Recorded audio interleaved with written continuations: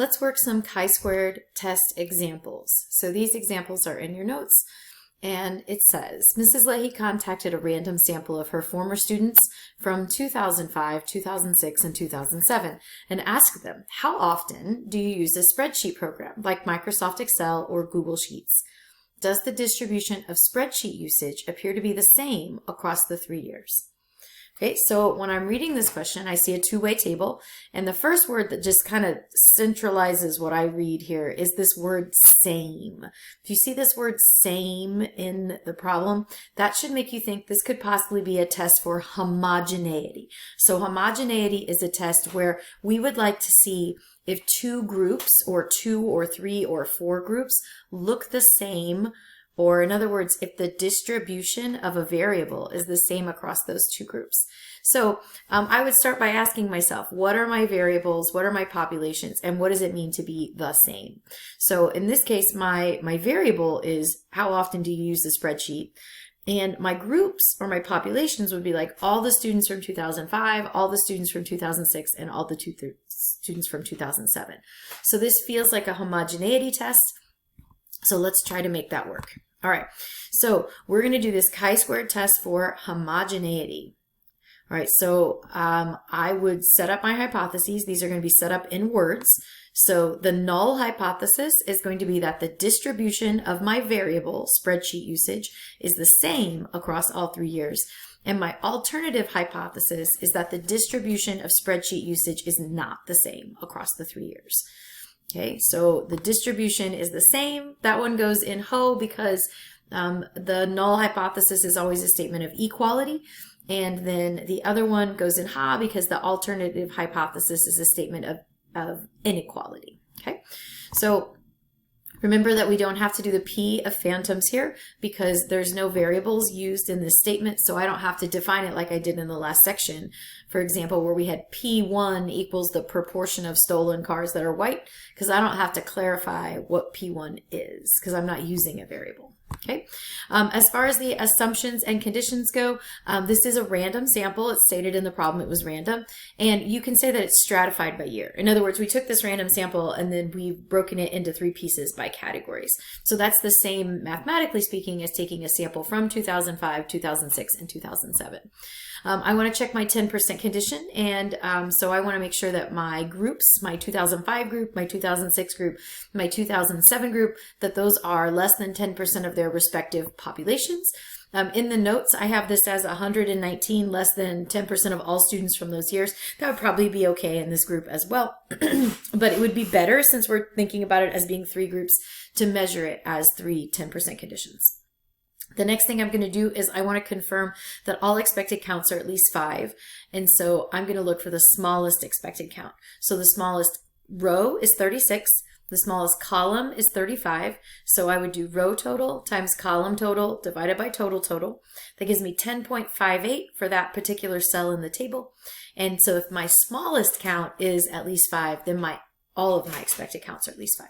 So if you don't want to write this like smallest expected count and all expected counts thing, you just have to physically check all of them. So in this case, there's 3 categories across the side and 3 categories across the top. There'd be 9 expected counts you would have to show the work for. Okay, so the next thing I need to do is name that test. This is a chi-squared test for homogeneity. And the degrees of freedom is going to be 4, again. So if I look at my expected counts here, or sorry, my observed counts, you can see that there are 3 rows and 3 columns of data. So when we're talking about the size of the matrix or the number of rows, you're never going to include those labels and you're never going to include the totals. It's observed counts only. All right, so the degrees of freedom is rows minus 1 times columns minus 1. That's 2 times 2, which would give me 4. And now we're ready to get the test statistic and the p-value. And you can see these on your paper. There's also some instructions for how to do this. So I'm going to escape real quick here and bring up my TI Inspire. If you want to go through this with me on this first one, that would be great. And then if you have any questions later, you can watch this video again. It's on Schoology, or you can ask questions when I get back and I'd be happy to help you. Okay. So this is really easy. It's just weird. Okay. Really easy, but weird. So mathematically speaking, this is not a difficult thing to do. So in order to understand how this works, the first thing you have to remember about your calculator is, like, for example, if you do some arithmetic, like 2 plus 3, that number, as soon as you hit enter, gets saved as answer. And so above the negative key, there's this little ANS. So if I press control and that minus key, it says answer, and I could get that number back. So for example, if I wanted to take the square root of that previous answer, I could do the square root sign, and then I press control and the minus key, and it gives me back that answer that I wanted. And so if you had something, 2 plus 3 divided by 6 times 4 raised to the 0.7 power, you calculated some thing here, and then I want to use that answer for something else. So for example, let's say I want to take the square root of that answer. Again, I'm going to do control and answer, and that minus key there, and that gives me my answer back. Okay. Or that gives me that value. So the key here, and I'm going to clear my screen, is that we are going to have to create a matrix. And in that matrix, what we're going to do is put all of our observed counts. So in order to make a matrix, there's a lot of different ways you can do this. If you go to the menu button, there's a matrix menu, and you could create a matrix from this point. You could create a matrix, and you could do it that way. Another way to create a matrix is there's a button next to the 9 and between the little catalog. So it's this button right here. You can see it being red on my screen. And this is the most common commands that the calculator uses, and you can see all kinds of stuff in here. But the one we want specifically, if you look across this second row, is there is a matrix that looks like a 3 by 3 matrix. Now, even if we don't have a 3 by 3 matrix, we're always going to pick this one, because if you pick this one, so again, I've got that little button highlighted. I picked this 3 by 3. It's going to give you this thing that says, hey, how big of a matrix do you want? And so you could have 3 rows and 3 columns, or you could adjust these sliders, and you could have a 3 by 4 matrix or a 2 by 3 matrix, or whatever size you wanted.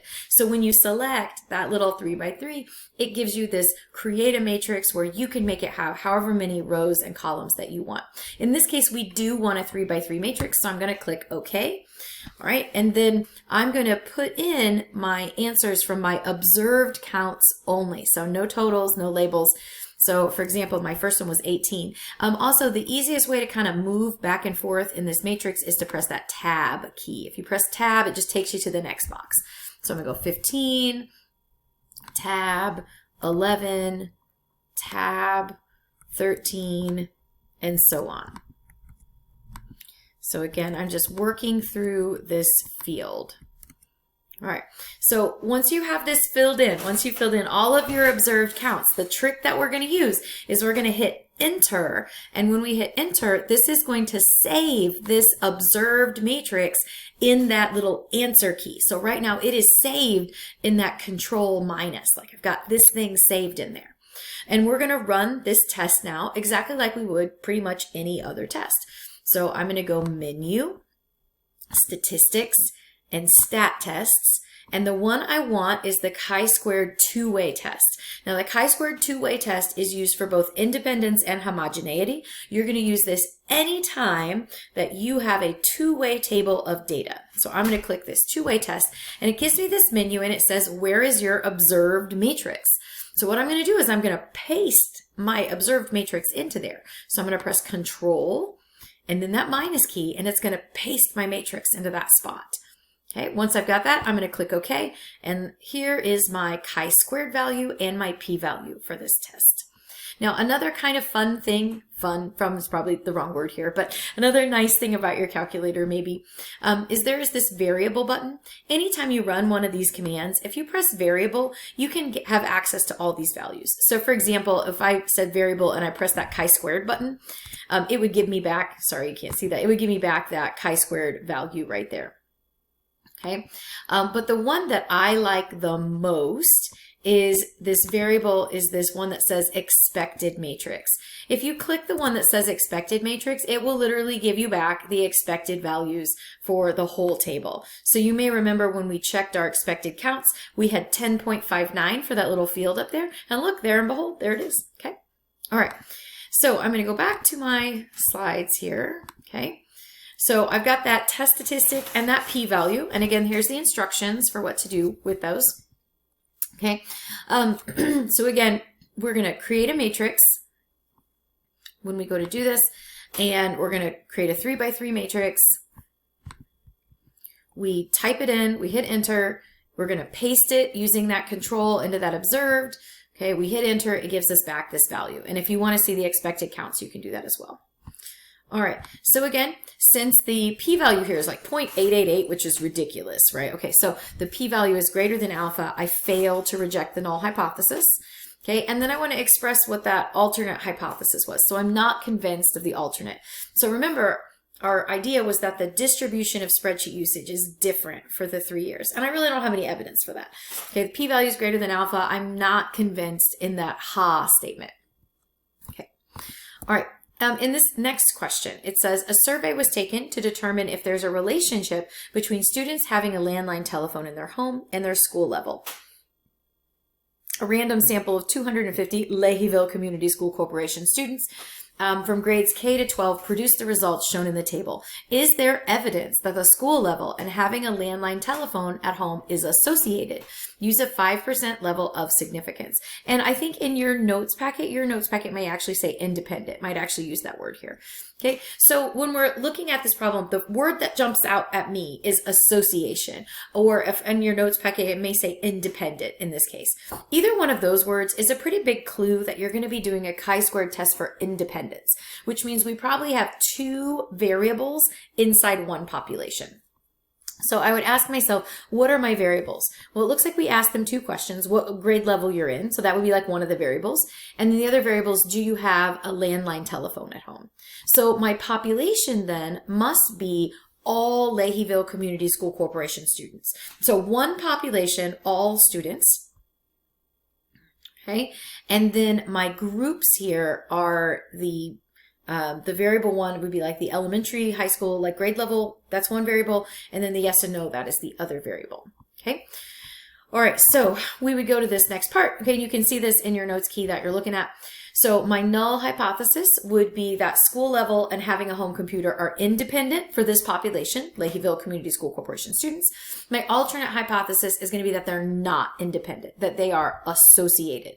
And remember, the reason why independence goes in the null hypothesis is that if your two distributions, if your distribution of one variable looks the same across the categories of the other, then that means the answer to, like, hey, do you have a home landline telephone, doesn't depend upon which grade level you're in. It's the same regardless of what grade level you're in.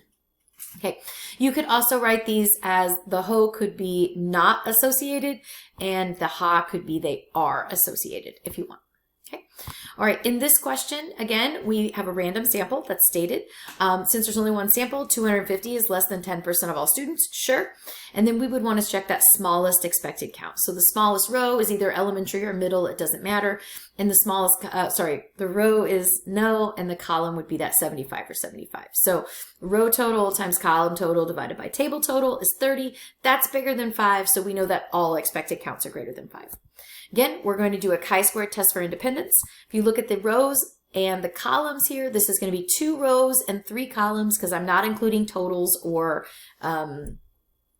any of those labels. So 2 by 3. So degrees of freedom would be rows minus 1 times columns minus 1. So 2 times 1, and that gives me that degrees of freedom of 2. Hey, it's a different one this time. Okay. Now, to get this chi-squared and this p-value, notice the chi-squared value is very large and this p-value is very small. We're going to do the same thing we did last time. I'm not going to physically run it in my calculator, but I am going to show you those steps. Okay, so I would encourage you after the video is over for you to actually run this yourself. Okay, so again, you're going to go to a scratch pad and you're going to enter your matrix in. So you're going to pick that button next to the 9. You're going to pick the 3 by 3 matrix. And then what you're going to want to do is you're going to adjust it. And this time you want to make it a 2 by 3 matrix because that's our data. Okay.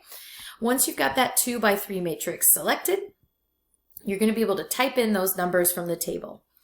Okay. After you've got those numbers typed in from the table, you hit enter. Okay. you're going to get that observed matrix. You're going to go menu, statistics, stat calculations. Sorry, I said that wrong. Menu, statistics, stat test, and you're going to pick that chi-squared two-way test. Always the two-way test. It's going to give you a place to paste that answer in there. Okay, so I'm going to hit Control and that minus key, and that is going to allow us to paste that answer into that spot. Okay, once you've got that done, you can run the test. There's your chi-squared and your p-value. And again, if you want to hit the variable button and pick that expected matrix, you can see the expected values for all of these as well. Okay. All right, so the final question, oh, I guess we need to finish it then. This p-value is very small, like almost 0. So we're going to reject the null hypothesis. That means that there is convincing evidence that school level and having a home computer are not independent. Okay, very small chance of this happening. We do think it does seem to make a big difference in those cases, or the variables are associated. Okay. All right, last question. Medical researchers enlisted 90 subjects for a double-blind experiment comparing treatments for depression.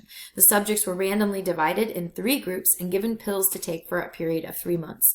Unknown to them, which means it's blind, one group received a placebo, the second group received a natural remedy of St. John's wort, and the third group received the prescription drug Posrex. After 6 months, psychologists and physicians evaluated subjects to see if their depression had returned. Is there evidence that the treatments were equally effective? Use a 1% level of significance. All right, so I'm looking for variables and populations, and what does it mean that they're asking for equally effective? So I get that buzzword, equally effective, and that makes me think, okay, equal is like saying the same. Okay, so anytime you're doing a test for like equality or sameness or whether something has changed and it's not the same that it used to be, that usually is a key that you're going to do a test for homogeneity, for sameness. Okay, the other reason why I think this is probably a homogeneity test is because we have definitely 3 distinct treatment groups here. We have 3 treatment groups: the control group, the natural remedy group, and the prescription remedy group.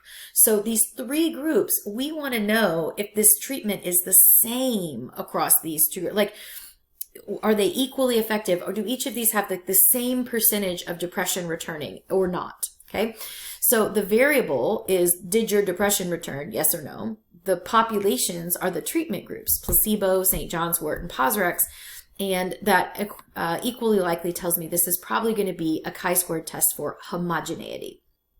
All right, so the way I would word this then, my null hypothesis is going to be that the distribution of depression returned is the same across all 3 treatments.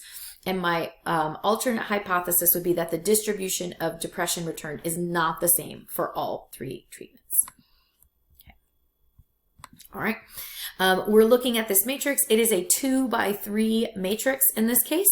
And so we're going to check random, 10%, approximately normal, right? So, but our random is random assignment. So since we're talking about random assignment, then that means that we don't have to check the 10% condition. 10% condition is just for sampling without replacement, which is not what's happening here. As far as the smallest expected count, the smallest row is no depression returned, and the smallest column, well, they're all the same. So placebo or St. John's wort, it doesn't matter. Okay, so I'm going to go row total times column total divided by table total. That gives me 10, which is bigger than 5. So all my expected counts are bigger than 5. This is going to be a chi-squared test for homogeneity. Rows minus 1 times columns minus 1 gives us degrees of freedom equal to 2. All right. So in order to solve this problem, again, we're going to go to that scratch pad. We're going to create a matrix. You're going to press that little button in the scratch pad, create a matrix. You're going to go with that 3 by 3 picture, but remember, you're going to change it so that it matches yours. So in this case, it'll be 2 by 3. Remember, it's always rows first and then columns. So it's okay to have a 3 by 2 or a 4 by 5 or a 5 by 4. You just remember rows always go first and columns go second. Okay, if we take a look here, I'm going to type in those observed counts, not the expected counts, but the observed counts. Okay, we are going to hit enter. That's going to allow us to go menu, statistics, stat calculations, stat tests. Oh, I keep saying the wrong thing. Stat tests, and then pick that 2-way test. Okay, you can paste your matrix into that spot using that minus key. Okay, and then once you've done that, you hit enter, and you get your results. In this case, we get a chi-squared of 8.4 and a p-value of 0.014. Okay. And again, you can get your expected matrix there if you want. Okay. So we have our chi-squared value at this point. We also have a p-value of 0.015. It says, I have written here, assume alpha is 0.05, but now I'm getting kind of paranoid because I think in that original problem I said maybe it was use a 1% level of significance. So if that's a contradiction, I'm so sorry. I need to fix my key apparently. So if alpha is 5%, the p-value is less than alpha and we would reject ho. That would mean there's convincing evidence the treatments were not equally effective. Now, if it was a 1% level of significance, which it might be, sorry, then if the p-value is greater than 1%, we would fail to reject ho, so there wouldn't be convincing evidence that the treatments were not equally effective, that one treatment was better than the other, okay? All right, so which test do I use then? How do I decide which one I'm supposed to use? So first off, this goodness of fit test is always about one sample from one population and one variable. So you're always going to have one sample and you're only interested in one variable. So you're usually going to see a row of data observed values. You're going to have one variable with categories for those variables. Okay, and we're looking for those hypothesized proportions.